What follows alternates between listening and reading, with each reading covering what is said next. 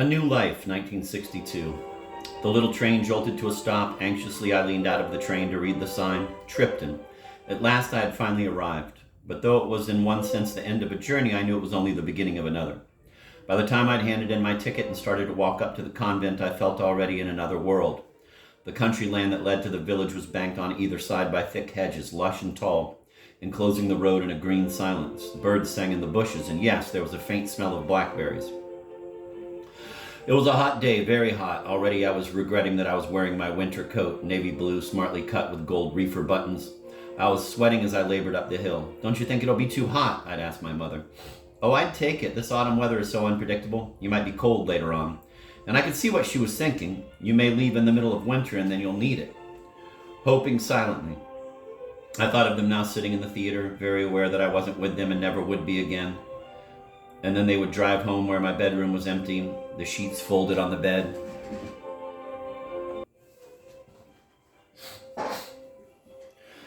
They had bought me the black suitcase I was carrying, a black simple suitcase I had been told to get, and a black umbrella, a good stout one. I was clutching it in my other hand, a heavy man's umbrella that looked so out of place with my stiletto heels on this brilliantly sunny day.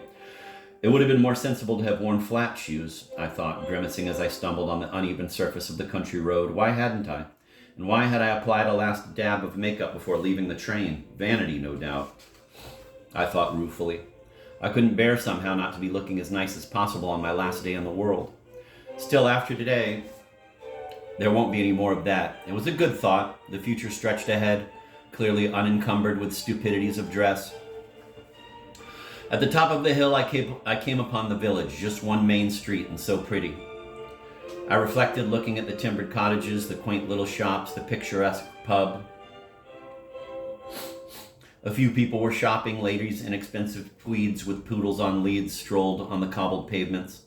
A car or two cruised peacefully down High Street. It was like a chocolate box village. Two people passed me and I saw them glancing at my suitcase and umbrella. "There's another one," I heard one of them say. Of course, all the postulants arrived at Tripton on the same day to begin their religious life. In a little village this size, dominated by the imposing convent, the inhabitants must see girls carrying black umbrellas toiling up the hill at about the same time every September. I wondered how many others they had spotted today. I looked at my watch again, 4:35. I was on time. I had been so afraid of missing the train, of being late. What a terrible start that would have been. The empty place in the line of postulants, the raised eyebrows. They might think I had changed my mind or was having a last-minute panic, or even a last fling. There must be girls who wanted a last cigarette or who were bidding their boyfriends a passionate and tearful goodbye. Lots of the saints, I reflected, had fought against their vocation right up to the last second. And of course, I could change my mind right now. All I had to do was turn back, catch the next train to London, and arrive home. How delighted everybody would be. But I didn't want to do that. I was excited. Already I was impatient to begin, to tear off these worldly clothes, to start the new life at once. The mental numbness was wearing off and I was feeling slightly sick with anticipation.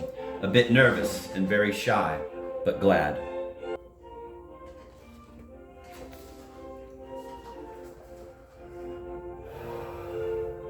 Suddenly on my left, I saw the tall convent wall stretching austerely far down the street. And there was the huge gatehouse arching medievally over the heavy iron gate. You couldn't see the convent from the road. Only a mass of trees down a long drive. The gates were flung back invitingly, the road from one world to another. I suppose I ought to take my last look at the world, I thought, but it seemed theatrical and unreal. What had I to do with that sleepy village? I walked through quickly without a backward glance. Turning the corner, I saw the convent. Tranquil and silent, it lay before me. Even the little village street seemed noisy by comparison. There on the left stood the old buildings. I remembered what I knew about Tripton. Before the Reformation, it had been the palace of an eminent ecclesiastic. 100 years ago, in 1863, the foundress of the order had brought the little girls in their nearby boarding school here on a picnic. They had their lunch in the palace ruins, just a mass of broken gray stones, save for 3 huge arches that had once towered over the banquet hall. Now the arches reared triumphantly over the Bedfordshire meadow, the second largest of their kind in Europe. The foundress had determined then and there to restore the palace to its former beauty and win it back for the church. She had sent her nuns in pairs all over Europe to beg from the Catholic aristocracies who were eagerly watching the Catholic revival in England. And they had raised the money, and the building stood again, noble and majestic. There was the old banquet hall, which was now the convent church, with its tall sloping roof, its flying buttresses, and its high arched windows. And just to the left of that was the squat 14th century tower with a rose window and crenellated battlements. A flag floated gracefully on its summit, the white and gold papal arms in honor of the feast day. That tower, I knew, was now part of the novice ship, and if I moved to the extreme right of the drive, I would see, yes, there it was, the low modern building that was the postulant ship, skillfully hidden so as not to disturb the view. A little to the left of the main building was an old well house. The gray building spoke of another world. To the right, hidden slightly now by the arms of an old cedar, but growing clearer all the time as I walked up the long drive, Victorian buildings cavorted crazily, a medieval fantasy in red brick of towers, turrets, mighty windows and domes stretching on, which housed the boarding school.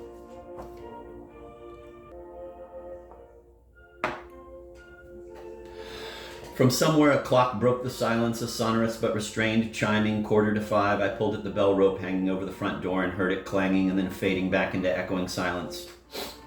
Strictly speaking, the nuns of the order I joined are not really nuns at all. The term nun originally applied to enclosed orders of women who remained in their convents through their lives, never venturing out, devoting their lives to prayer and contemplation.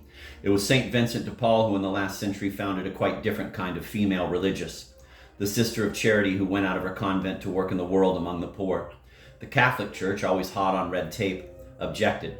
Female religious nuns had to be enclosed. Vincent's reply was that the Sisters of Charity were not nuns at all, but religious sisters. And the distinction, I believe, is still adhered to by canon law.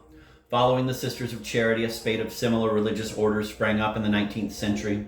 The sisters were, of course, referred to as nuns for convenience sake, and they took simple vows of poverty, chastity, and obedience and devoted themselves to prayer and good works. My order was one of these. It had been founded in the 1840s to meet a specific need. The Catholic revival in England was underway. The great Catholic boys' schools at Stonyhurst and Downside were reestablished, and the Catholic gentry dispatched their sons there. It was felt that their daughters needed a similar type of boarding school, and it was for this purpose that the foundress was invited to open her first convent at Derby. The number of nuns and schools increased rapidly, and by 1962, the order boasted some 17 convent schools in England, a substantial number of convents in the American province, missions in West Africa, and odd convents in Ireland, France, and Rome, which held the mother house. Like many of the orders founded at the time, it had adopted very largely the Jesuit rule, and the prayer life of the nuns was founded on St. Ignatius' spiritual exercises.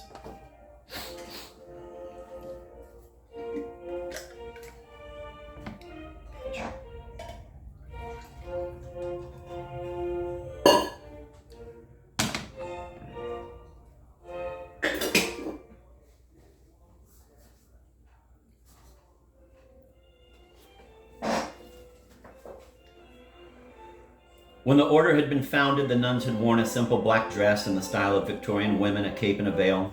The idea was that they should look unobtrusive. In the outside world, fashions changed drastically, but the habit of the order did not. Similarly, many of the rules and customs were based on the conduct considered appropriate for Victorian women. The religious life in the order was originally intended to be an extension of their normal lives, not a complete divorce from everything they had known before. Many other religious orders of nuns were in a similar state. The anachronism of their lives, which had developed by a type of historical accident, had become endowed over the years with a weighty religious significance. As I walked up the path that day in 1962, I had no idea that I would be one of the very last postulants to be trained along the old lines of severe Victorian discipline. Pope John the 23rd had already summoned the Second Vatican Council, and a few weeks later, bishops from all over the world were to congregate in Rome to begin Pope John's work of aggiornamento, of renewal. The council, as it was originally conceived, did not mean to initiate new measures, but to restore primitive simplicity and fervor to the Church in the modern world. One of its tasks was to renew the religious orders in the light of John's vision, which, sadly for the Church, he did not live to see through.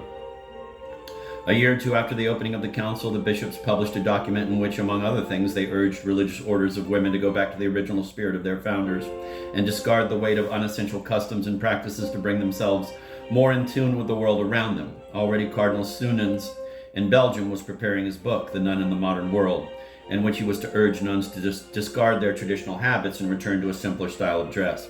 The modern girl, he said, was too often stifled in the religious life by unessential practices that had developed many years ago. You could not train girls of the 1960s to be Victorian women.